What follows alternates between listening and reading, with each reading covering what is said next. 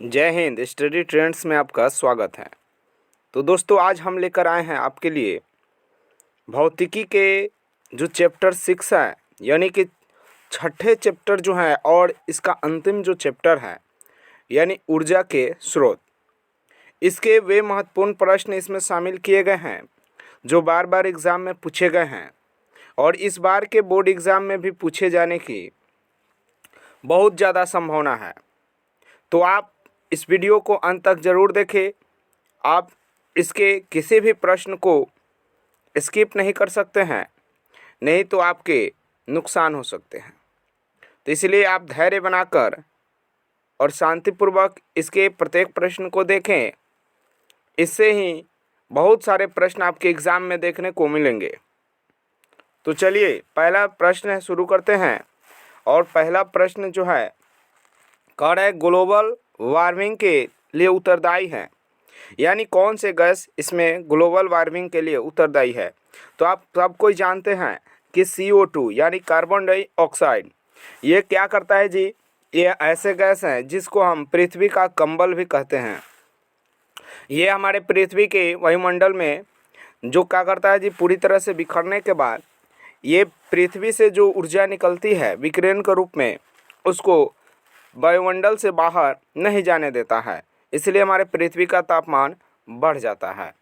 इसीलिए इसको हम ग्लोबल वार्मिंग के लिए उत्तरदायी मानते हैं। चलिए आगे बढ़ते हैं और अगला प्रश्न है,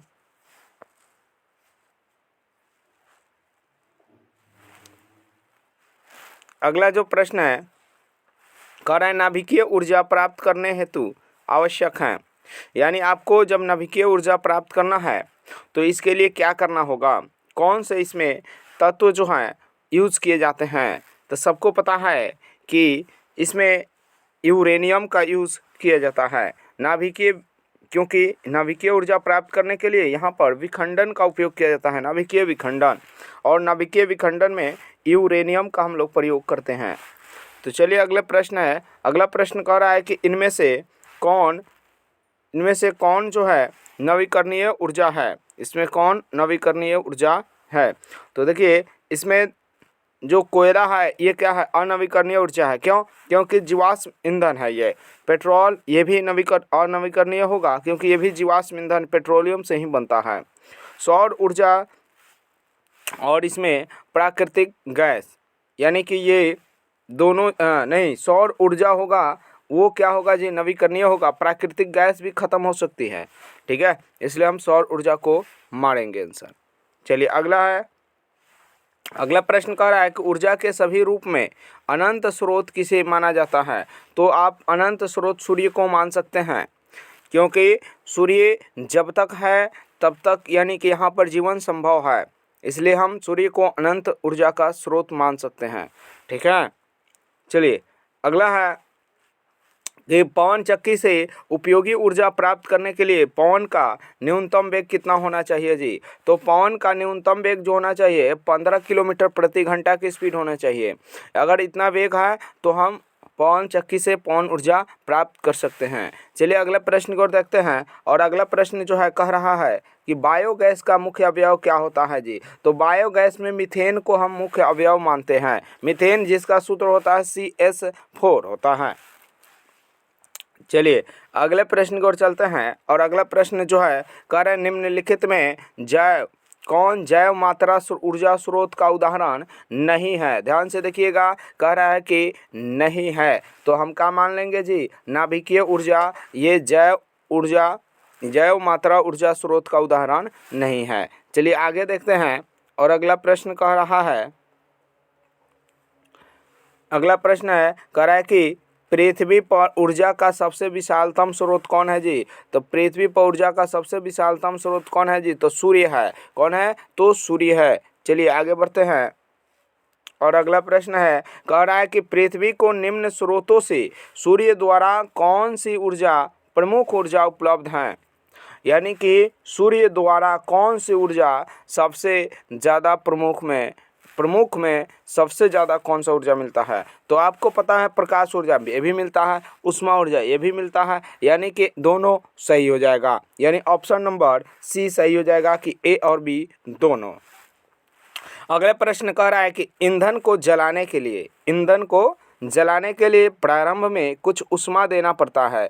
कुछ ऊष्मा पहले से ही आपको देना पड़ता है। कोई भी आप मान लीजिए कि चूल्हा या कोई भी आग जलाते हैं तो उसके लिए हम लोग को पहले ही कुछ ऊष्मा देना पड़ता है, यानी तभी जाकर एक ऐसा उसका जो ज्वलन ताप होता है उस ताप पर पहुंचने के बाद ही वो जलना शुरू करता है। तो इसको क्या करते हैं जी, तो इसको निवेश किए गए ऊर्जा होते हैं। ठीक है, जैसे आप बैंक में ब्याज तभी मिलता है जब आप कुछ पैसे रखते हैं, तो इसका मतलब क्या हुआ, जो चीज़ हम रखें उसमें निवेश किए। ठीक है, तो निवेश ऊर्जा हो गया। अगले प्रश्न की ओर चलते हैं और कह रहा है कि भोजन से हमें प्राप्त होता है। तो भोजन से हमें क्या प्राप्त होता है जी, तो जैव प्रक्रम करने के लिए ऊर्जा। ये भी सही बात है, क्योंकि हमारे शरीर जो भी क्रियाएं करते हैं उनका करने के लिए ऊर्जा की ज़रूरत होती है, क्योंकि ऊर्जा क्या होता है जी, कार्य करने की क्षमता को हम ऊर्जा कहते हैं। तो यानी कि जो भी जैविक प्रक्रम है उसको करने के लिए हमें ऊर्जा देता है भोजन। और फिर क्या देता है जी, तो रासायनिक कार्यकलापों के लिए ऊर्जा, यानी कि जो भी रासायनिक क्रिया भी होती है हमारे शरीर के अंदर उसको भी करने के लिए ऊर्जा देती है। यानी कि हमारा ए और बी दोनों का हो जाएगा जी, सही हो जाएगा। चलिए अगले प्रश्न को चलते हैं और अगला जो प्रश्न है कह रहा है कि वाहनों में ईंधन के रूप में आवश्यक है। वाहन जो होता है, गाड़ी जो होते हैं, उसके ईंधन के रूप में क्या आवश्यक हैं जी, तो पेट्रोल ये भी जरूरी है और प्राकृतिक गैस। बहुत सारे ऐसे गाड़ी हैं, वाहन हैं जो गैसों पर भी चलते हैं। तो इसका मतलब ए और बी दोनों सही हो जाएंगे, यानी ऑप्शन नंबर सी सही हो जाएगा। चलिए अगले प्रश्न की ओर चलते हैं और अगला प्रश्न कह रहा है डीजल का उपयोग होता है। तो देखिए डीजल का प्रयोग कहाँ होता है जी, तो वाहन, भारी वाहन में। लेकिन यहाँ पर ऑप्शन दे दिया है रेल के इंजन में भी, तो हम दोनों को सही मारेंगे। क्यों, क्योंकि वाहन, भारी वाहन जो होते हैं ये रेल के इंजन का होते हैं, हल्के वाहन थोड़े हुए, वे भी भारी हुए। तो यहाँ पर दोनों ऑप्शन का हो जाएंगे जी, तो सही हो जाएंगे। तो ऑप्शन नंबर डी होगा, ए और बी दोनों। चलिए अगले देंगे। अगला प्रश्न जो है कह रहा है कि जीवाश्म ईंधनों में व्यापक पैमाने पर उपयोग से क्या होते हैं जी, तो वायु प्रदूषण होते हैं, या हम कह सकते हैं पर्यावरण प्रदूषित होता है। चलिए अगले प्रश्न की ओर चलते हैं और अगला प्रश्न कह रहा है कि नाभिकीय ऊर्जा और भूतापीय ऊर्जा दीर्घकालिक है, मतलब बहुत ज़्यादा दिन तक रहने वाले होते हैं ये सब। ठीक है, जबकि यह एक ऊर्जा से भिन्न है, यानी कि इसमें जो 4 को ऑप्शन दिए हुए हैं इसमें से कौन भिन्न है, यानी कि एक तो इनमें से कोई नहीं दिया है, यानी कि 3 जो बच गए इसमें से कौन भिन्न है, तो इसमें से कौन भिन्न है जी, तो इसमें सौर ऊर्जा भिन्न है, क्योंकि ये अनंत काल तक रहने वाली है। चलिए इसको हम समझ सकते हैं अगले प्रश्न से। कह रहा है कि तेज व प्रवाहित जल का गतिज ऊर्जा को विद्युत ऊर्जा में, गतिज ऊर्जा को किसमें जी, तो विद्युत ऊर्जा में बदलने वाली संयंत्र को क्या कहेंगे जी, तो गतिज ऊर्जा को विद्युत ऊर्जा में, वो भी जल की बात कह रहा है, तो जल विद्युत संयंत्र हो जाएगा। ऑप्शन नंबर ए सही हो जाएगा। चलिए आगे बढ़ते हैं। कह रहा है कि जल विद्युत ऊर्जा किस प्रकार का ऊर्जा स्रोत है, तो देखिए जल जो विद्युत ऊर्जा है ये नवीकरणीय ऊर्जा का स्रोत है। चलिए आगे देखते हैं और अगला, क्योंकि वही पानी फिर से जाता है फिर आता है इस तरह से, यानी कि डैम बनाए हुए रहते हैं। ठीक है, तो इसलिए हम नवीकरणीय ऊर्जा स्रोत कह सकते हैं। कह रहा है कि तमिलनाडु में कन्याकुमारी के समीप भारत का विशालतम पवन ऊर्जा फार्म स्थापित किया गया है। यह कितना विद्युत उत्पादन करता है जी, तो आपको याद होना चाहिए कि 380 मेगावाट, 380 मेगावाट। ये जो मेगावाट कभी कभी पूछता है आपसे कि मेगावाट जो है किसका मात्रक है, तो क्या कहिएगा जी, किस शक्ति का। मेगावाट किसका मात्रक है जी, तो शक्ति का, ये बड़े मात्रक हैं। ठीक है, चलिए आगे हम लोग बढ़ते हैं और अगला कह रहा है कि सौर कुकर में किस प्रभाव का उपयोग होता है, तो सौर कुकर में ग्रीन हाउस प्रभाव का उपयोग किया जाता है। क्योंकि सौर कुकर जो होता है उसमें यानी कि ताप को बढ़ाया जाता है, यानी कि हम ऐसे कह सकते हैं कि ग्रीन हाउस प्रभाव का उसमें प्रयोग किया जाता है। चलिए अगले प्रश्न की ओर चलते हैं और अगला प्रश्न कह रहा है कि मानव निर्मित उपग्रह, यानी मानव के द्वारा जो निर्माण किए गए हैं उपग्रह, अन्वेषक युक्तियों, जो भी जांच पड़ताल करने के लिए जो युक्ति हैं, मार्स ऑर्बिटरों प्रमुख ऊर्जा स्रोत के रूप में किसका उपयोग किया जाता है, तो इसके रूप में किसका उपयोग किया जाता है, तो क्या कहेंगे जी, तो इसके उपयोग में हम सौर सेल का उपयोग करते हैं। किसका उपयोग करते हैं जी, तो सौर सेल का उपयोग करते हैं। चलिए अगले प्रश्न की ओर चलते हैं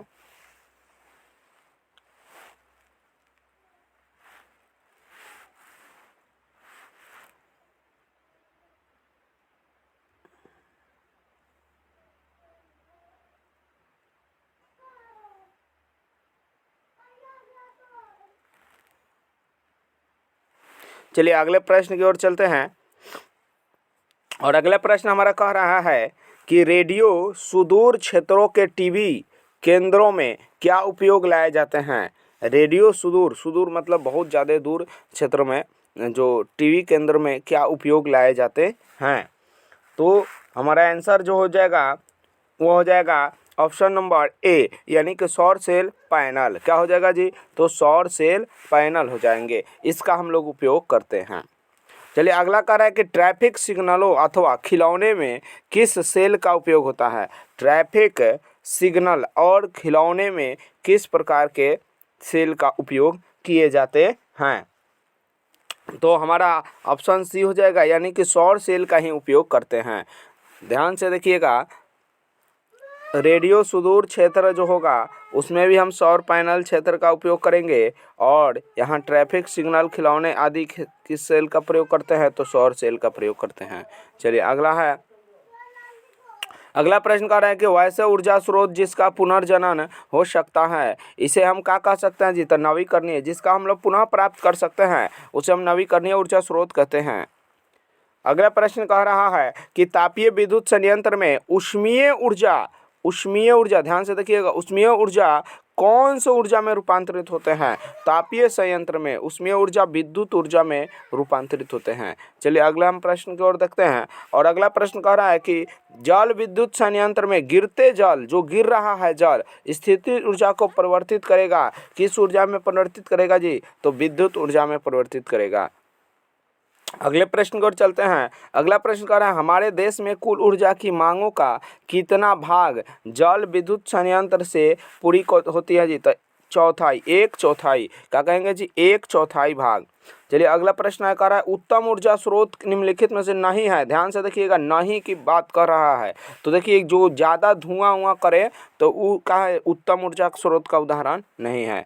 चलिए अगले प्रश्न की ओर चलते हैं। और अगला जो प्रश्न है कह रहा है कि जीवाश्म ईंधन का कैसा स्रोत है। जीवाश्म जो ईंधन है वो कैसा स्रोत है जी? तो एक बार खत्म होगा तो फिर जल्दी प्राप्त नहीं कर सकते हैं, इसका मतलब अनवीकरणीय है। तो ऑप्शन नंबर ए सही हो जाएगा, अनवीकरणीय ऊर्जा स्रोत है। कोयला, पेट्रोलियम, ये सब जीवाश्म ईंधन है, इसलिए एक बार खत्म होगा तो फिर जल्दी प्राप्त नहीं कर सकते हैं, इसलिए इसको हम कहेंगे अनवीकरणीय ऊर्जा स्रोत है। निम्नलिखित में कौन सी ऊर्जा स्रोत अंततः सौर ऊर्जा से व्युत्पन्न नहीं है, यानी कि सौर ऊर्जा का उसमें कोई योगदान नहीं है? तो आप कह सकते हैं भूतापीय ऊर्जा स्रोत, क्योंकि पृथ्वी के अंदर के तापमान के कारण से ये होता है, तो इसीलिए इसमें सूर्य के प्रकाश का कोई रोल नहीं होता है। चलिए अगले प्रश्न को चलते हैं। और अगला प्रश्न कह रहा है कि जैव मात्रा ऊर्जा का कैसा स्रोत है। जैव मात्रा जो होगा ऊर्जा का किस प्रकार का स्रोत है? तो हम कह सकते हैं यह नवीकरणीय ऊर्जा का स्रोत है। जब तक यहाँ पर क्या रहेंगे जी? पेड़ पौधे रहेंगे तब तक हम नवीकरणीय यानी जैव मात्रा से ऊर्जा हम प्राप्त कर सकते हैं, इसलिए नवीकरणीय ऊर्जा स्रोत हुआ सकते हैं। अगला कह रहा है कि सौर ऊर्जा सेल को किस ऊर्जा में रूपांतरित करता है। तो सौर सेल से हम लोग क्या पढ़ते हैं जी? तो विद्युत ऊर्जा में रूपांतरित करता है। चलिए अगला हम देखते हैं। अगला कह रहा है कि सीएनजी का पूरा नाम बता दीजिए। तो देखिए ये जो द्रवित पेट्रोलियम गैस होता है ये एलपीजी का होता है। किसका होता है? एलपीजी का होता है। और ये संपीड़ित प्राकृतिक गैस जो होता है ई होता है सीएनजी का होता है। ई होता है सीएनजी का होता है। ठीक है, तो चलिए अगले प्रश्न और चलते हैं। और अगला प्रश्न कह रहा है कि 2 या 3 घंटों की अवधि में, यहाँ देखो गलती हो गया थोड़ा सा, यहाँ पर बॉक्स नुमा होना चाहिए। क्या होना चाहिए जी? तो बॉक्स नुमा सौर कुकर के अंदर का ताप पहुँच जाता है तो 100 से 140 डिग्री सेल्सियस पहुँच जाता है। ठीक है, याद रखिएगा जो बॉक्स नुमा जो कुकर होता है जो सूर्य के सोलर लाइट सोलर से ही चार्ज एथी होता है। ठीक है, उसमें कार्य होता है। तो आप समझिए कि उसका जो टेम्परेचर है वो 2 से 3 घंटों में 100 से 140 डिग्री सेल्सियस तक पहुंच जाता है। चलिए अगले प्रश्न की ओर चलते हैं। और अगला प्रश्न कह रहा है कि सौर पैनलों का उपयोग होता है। तो देखिए सौर पैनल का उपयोग जो होता है मुख्य ऊर्जा स्रोत के रूप में हम लोग करते हैं। ठीक है, ऐसा कोई बात नहीं है कि हम उसको अधिक ऊर्जा स्रोत प्राप्ति के लिए कर देंगे, उसके लिए ताप विद्युत संयंत्र ही ले है, सामान्य ऊर्जा के लिए नहीं। हम मुख्य ऊर्जा स्रोत के रूप में प्रकार से हम उसका इस्तेमाल करते हैं। चलिए अगला प्रश्न है, कह रहा है कि E बराबर mc² किसने दिया था जी? तो बहुत ही प्रसिद्ध वैज्ञानिक अल्बर्ट आइंस्टीन ने दिया था E बराबर mc²। ठीक है, आपको पता होना चाहिए कि ये जो E बराबर mc² है, इसमें m द्रव्यमान है और c जो है निर्वात में प्रकाश की चाल है। ठीक है, और इनके सूत्र को, इस सूत्र को हमारे भारतीय वैज्ञानिक ने इन पर क्या कर दिया था जी? इस पर इनको चैलेंज कर दिए थे। उनका नाम क्या था जी? तो डॉक्टर वशिष्ठ नारायण। ठीक है, डॉक्टर वशिष्ठ नारायण जो थे ये हमारे भारतीय वैज्ञानिक थे और वे बिहार से थे। ठीक है, और इन्होंने इनके इस सूत्र को क्या कर दिए थे जी? चैलेंज कर दिए थे। चलिए अगले प्रश्न की ओर चलते हैं। और अगला जो प्रश्न है वो कह रहा है कि OTEC विद्युत संयंत्र केवल तभी प्रचलित होता है जब महासागर में पृष्ठ जल का ताप 2 किलोमीटर तक की गहराई पर जल को ताप में कितना का अंतर होना चाहिए जी? तो 20 डिग्री सेल्सियस का अंतर होना चाहिए, तभी ये काम करेगा। चलिए अगले प्रश्न की ओर चलते हैं। और अगला प्रश्न कह रहा है कि सौर सेल बनाने के लिए किस धातु का उपयोग किया जाता है? तो आपको पता होना चाहिए, सोलर में सिलिकॉन लगाया जाता है। सोलर में क्या लगाया जाता है जी? सिलिकॉन लगाया जाता है। चलिए अगले प्रश्न की ओर चलते हैं। और जितने भी चिप होते हैं, चिप जो मेमोरी कार्ड होते हैं या सिम होते हैं, सिम के चिप होते हैं जो, उसको भी सिलिकॉन से ही बनाए जाते हैं। चलिए अगला प्रश्न की ओर चलते हैं। कह रहा है कि धूप में रखे सौर सेल में, धूप में रखे, घामा में रखे जो सौर सेल है कितना वाट विद्युत उत्पादन करता है? तो कितना वाट विद्युत उत्पादन करेगा जी? तो 0.7 वाट का विद्युत उत्पादन करेगा। अगला जो प्रश्न है वो कह रहा है कि यहाँ पर देखिए सौर होना चाहिए, सौर लिखा है। सौर स्थिरांक का मान लगभग होता है, तो सौर स्थिरांक का मान लगभग कितना होता है जी? तो 1.4 किलोवाट घंटा पर मीटर स्क्वायर होता है। ये क्या है जी? आखिर सौर स्थिरांक कहते किसके हैं? तो देखिए मान लीजिए कि ये सूर्य है और यहाँ पर पृथ्वी है, तो इससे लंबवत जो किरण पड़ेगा ना, उसके बीच की ये दूरी को बताता है। इसके बीच की किसको बताता है जी? दूरी को बताता है। चलिए अगला कह रहा है कि भूतापीय ऊर्जा आधारित विद्युत संयंत्र निम्न में से किन स्थानों पर कार्य कर रहे हैं? तो आपका याद होना चाहिए कि न्यूजीलैंड और संयुक्त राज्य अमेरिका, न्यूजीलैंड और संयुक्त राज्य अमेरिका को USA कहते हैं, यूनाइटेड स्टेट ऑफ अमेरिका, जिसके अभी वर्तमान जो राष्ट्रपति हैं जो बाइडेन हैं। कहाँ है जी? जो बाइडेन हैं। चलिए आज के लिए इतना ही। आप इस वीडियो को अगर एक बार में नहीं समझ में आया तो 2 बार 3 बार देख लीजिएगा। आपको इस प्रश्न में से ही बहुत सारे प्रश्न आपको इस बार के जो बोर्ड एग्ज़ाम है उसमें देखने को साफ साफ मिलेंगे। तो चलिए हम बने रहिए हमारे इस चैनल पर, स्टडी ट्रेंड्स पर। और अभी तक आप सब्सक्राइब नहीं किए हैं तो प्लीज़ सब्सक्राइब कर दें, लाइक कर दें और शेयर ज़रूर करिएगा। चलिए धन्यवाद, फिर मिलते हैं हम अगले वीडियो में।